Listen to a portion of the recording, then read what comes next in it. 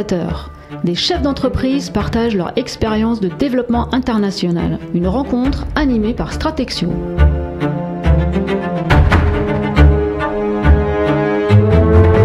Bienvenue sur le podcast de Stratexio, l'association créée par le MEDEF et plusieurs organisations patronales et professionnelles qui animent une communauté de dirigeants exportateurs dans toute la France. Aujourd'hui, nous allons à nouveau décrypter la démarche internationale de l'un de nos adhérents. Nous accueillons Romain Lemans, directeur commercial de Dantec. Bonjour Romain. Bonjour Stéphanie, merci pour l'invitation. Romain, tu es adhérent du réseau Stratexio. Peux-tu nous présenter Dantec en quelques mots ? Oui, alors moi d'abord je suis adhérent de Stratexio basé à Paris. Pourquoi Paris ? Parce qu'on a un bureau commercial où travaillent 8 personnes. En revanche, le gros des troupes se trouve en Vendée, à peu près 3 quarts d'heure au sud de Nantes, où nous avons une quarantaine de personnes et où nous avons une usine. Puisque en 2020 nous avons sorti Bob, le lave-vaisselle éco-compact premium qui est fabriqué donc à Cugand en Vendée, et aujourd'hui on atteint bientôt les 100 000 pièces vendues, ce qui représente à peu près 8 millions d'euros de chiffre d'affaires annuel. Et il faut savoir que près de 50% de ce chiffre d'affaires se fait à l'export, à la fois en B2C via nos ventes en ligne dans l'Union européenne, mais aussi le B2B via des distributeurs, des importateurs. Notre produit vite fait, Bob, le lave-vaisselle, il peut nettoyer la vaisselle quotidienne de 3 personnes en 20 minutes, sans raccordement et arrivée d'eau. Il se remplit comme une machine à café. Il est très léger et silencieux, personnalisable avec un design plutôt iconique, et ses performances en font le plus écologique du marché. Il possède d'ailleurs le meilleur indice de réparabilité du marché. Est-ce que justement, parlant de ton activité internationale, peux-tu nous en dire un peu plus, la manière dont tu as pénétré certains marchés, via des réseaux de distribution peut-être, ou des JV, ou voilà, comment tu t'y es pris en fait pour ton déploiement à l'international ? Alors, déjà dès le début, avant la sortie même de notre premier produit, notre lave-vaisselle Bob, il y avait une intention d'internationalisation de la part de Dantec. On avait une vision, on avait l'envie de contribuer à la réindustrialisation de la France. Il faut savoir qu'il n'y avait plus de lave-vaisselle fabriquée en France, ça n'existait plus. Et donc notre raison sociale, c'est Dan Technologies, donc c'est déjà un terme anglais. Et le nom de notre produit, on a Bob, ensuite on a Joe, le four, et on vient de sortir une gamme de produits d'entretien maison qui s'appelle Max.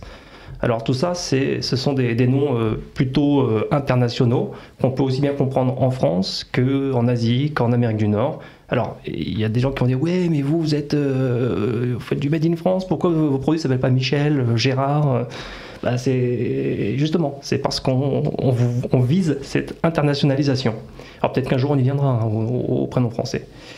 Et à l'origine, on faisait que du B2C, donc c'est-à-dire on vendait en ligne depuis notre plateforme, notre site internet, directement à des personnes individuelles en France, mais un peu partout en Union européenne. C'est comme ça qu'on a démarré notre internationalisation.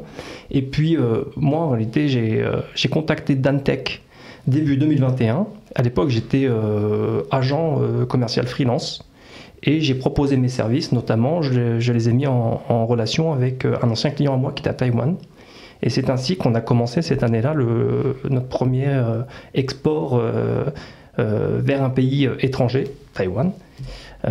Et que donc on a commencé nos activités de B2B. Et puis désormais, on est dans une vingtaine de pays, dont l'Amérique latine, l'Afrique du Sud, le Moyen-Orient, le Japon. Quel conseil donnerais-tu aux dirigeants qui nous écoutent pour sécuriser leurs opérations internationales ? Alors, pour sécuriser ces opérations internationales, je dirais tout d'abord qu'il faut recruter un directeur commercial export digne de ce nom, c'est-à-dire quelqu'un qui a déjà occupé ce type de poste, qui possède un réseau, et un réseau qu'il peut activer rapidement, et donc transformer rapidement en CA, qui connaît aussi toutes les problématiques liées à l'export, comme la logistique, les certifications. Il faut avoir des produits homologués pour pouvoir les vendre sur des marchés étrangers. Et puis quelqu'un qui soit capable de comprendre, rédiger des contrats de distribution en anglais. C'est très important de bien comprendre l'aspect réglementaire et légal. Après, en France, on a la chance d'avoir pléthore d'outils pour aider nos PME à l'international. Par exemple, on a le VIE, Volontariat International en entreprise, que nous-mêmes nous utilisons au Japon. Nous avons quelqu'un sur place et son salaire est pris en charge. Donc c'est quand même un très gros avantage. Après, vous avez l'assurance export de la BPI, c'est une forme de prêt sur un marché ciblé. Si vous réussissez sur ce marché, que vous y faites du chiffre d'affaires à ce moment-là, au bout de 3 ans ou plus, ça dépend, mais vous commencez à rembourser ce prêt. Dans le pire des cas, vous n'avez pas percé sur ce marché et donc vous n'êtes pas tenu de rembourser ce prêt. Et puis après, il y a plein d'accompagnements sur les salons internationaux, avec Business France notamment, qui permet de bénéficier de tarifs avantageux. Merci Romain. Nous sommes aussi convaincus de l'importance de faire monter en compétence ses collaborateurs sur les sujets, évidemment, les techniques du commerce international, ça ne s'apprend pas sur le terrain, il faut aussi être formé sur ces sujets. Le fait d'être également entouré de pairs, de pouvoir échanger avec ses homologues qui eux-mêmes ont des expériences sur ces marchés-là et qui vont pouvoir apporter leur savoir-faire, les différentes échecs, réussites, mais aussi les contacts. Ça permet aussi de gagner du temps et sans doute de pouvoir gagner en performance et sur les différents marchés sur lesquels vous développez. Oui, les échanges entre dirigeants et cadres dirigeants sont primordiaux. Moi, je le vois en tant qu'adhérent Stratexio. On a un groupe WhatsApp sur lequel on échange sur nos problématiques. Moi, je suis ravi de temps en temps pouvoir contribuer et donner quelques indications à mes pairs par rapport justement à leurs problématiques d'internationalisation. Et effectivement, on a tous à apprendre les uns des autres de nos expériences. Et j'ai eu la chance aussi de rencontrer plusieurs personnes. J'ai été invité par des adhérents, par des dirigeants adhérents à Stratexio, à visiter leurs locaux. Certains sont venus chez nous déjà.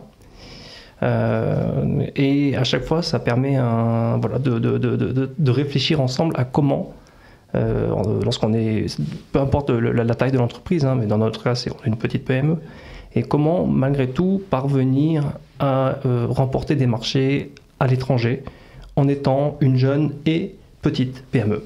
Qu'est-ce qui vraiment t'a le plus aidé dans ta démarche d'internalisation ou aujourd'hui t'aide en fait au quotidien? Oui, il y a plusieurs choses, mais dans un premier temps, l'expérience. J'ai travaillé 15 ans à l'étranger, 2 ans aux Pays-Bas et 13 ans au Japon. Donc j'ai beaucoup voyagé, j'ai négocié avec de nombreuses nationalités. Souvent ça se passait bien, parfois ça se passait mal. Et c'est justement pourquoi je fais un peu moins d'erreurs aujourd'hui. Et pour parler de Dantec, donc de ma société, ce qui aide dans notre démarche d'internationalisation, c'est le fait d'être une jeune société flexible, je pense.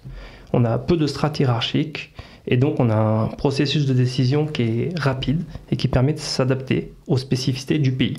Par exemple, les Taïwanais nous ont dit oui, à Taïwan, c'est la norme dans un lave-vaisselle d'avoir un cycle pour nettoyer ses fruits et légumes. Alors c'est très surprenant pour nous les Occidentaux, mais là-bas ils utilisent plein de pesticides, etc. C'est pas comme chez nous. Et donc c'est très important de pouvoir nettoyer leurs fruits et légumes avant de les cuisiner. Et donc il y a forcément un mode comme ça. Donc nous on a été flexible, on s'est adapté et on a créé assez rapidement ce cycle fruits et légumes, en tout cas pour la version qui est exportée à Taïwan. Alors que dans ma précédente expérience, mon présent emploi, je travaillais pour une société au Japon. Nous étions 1500 personnes. J'étais en charge, moi, de la zone Europe, Moyen-Orient, Afrique. Et chaque fois, dans mon processus de conversion d'un prospect, il me fallait à chaque fois une quinzaine de signatures sur notre logiciel de CRM. C'était horrible. Il suffisait qu'il y ait une personne un peu pointilleuse, et les Japonais sont réputés quand même pour être pointilleux. Donc ça m'arrivait tout le temps. Ils vont dire ah non mais il manque ci, il n'y a pas ça, qu'est-ce que tu dis? Et il fallait reprendre tout le processus et comme ça j'ai perdu plein de leads. C'était hyper frustrant. Voilà, donc aujourd'hui je pense qu'il faut vraiment aller rapidement. Faut sortir du côté administratif et se montrer flexible et réactif par rapport aux demandes du client. Pour finir, on va en parler un peu de tes projets pour 2025, les projets de l'entreprise. Oui, merci de me poser cette question. Alors en 2025, là, nous attaquons vraiment de gros marchés et nous avons un objectif de croissance de 40% sur l'export B2B. Alors pour cela, d'abord, début janvier, nous participons au salon CES de Las Vegas, qui est dédié à l'électronique grand public. Nous y sommes accompagnés de Business France, j'en ai un peu parlé tout à l'heure, donc ça nous permet de limiter notre investissement.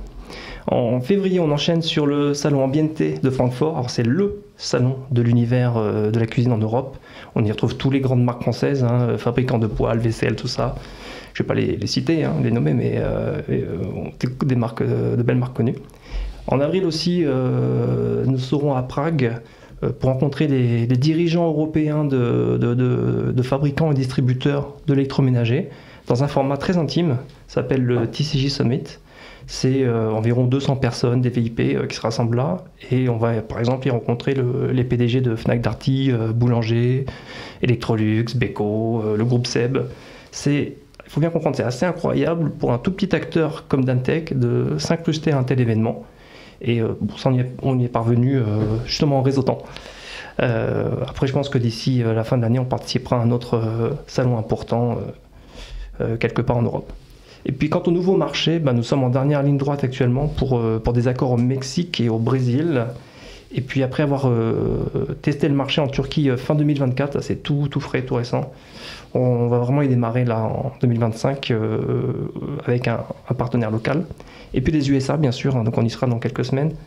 On a également testé le marché avec des petites quantités et un partenaire local. Et nous travaillons maintenant une véritable stratégie d'expansion sur ce marché. Bon, super, merci beaucoup Romain. Juste une petite note, on a eu l'occasion et la chance d'accueillir Thierry de la Tour d'Artaise l'an dernier lors de notre journée interclub. Donc une petite mise en relation avec Seb pourrait être utile, on ne manquera pas de te donner ses coordonnées. Merci. En tout cas, merci à tous. Il ne me reste plus qu'à te remercier d'être venu nous présenter Dantec et puis les évolutions, ton expérience, ces différents sujets très pratiques et opérationnels. Et nous espérons que nos auditeurs auront appris quelques informations utiles pour leur développement international. Merci à tous et à très bientôt.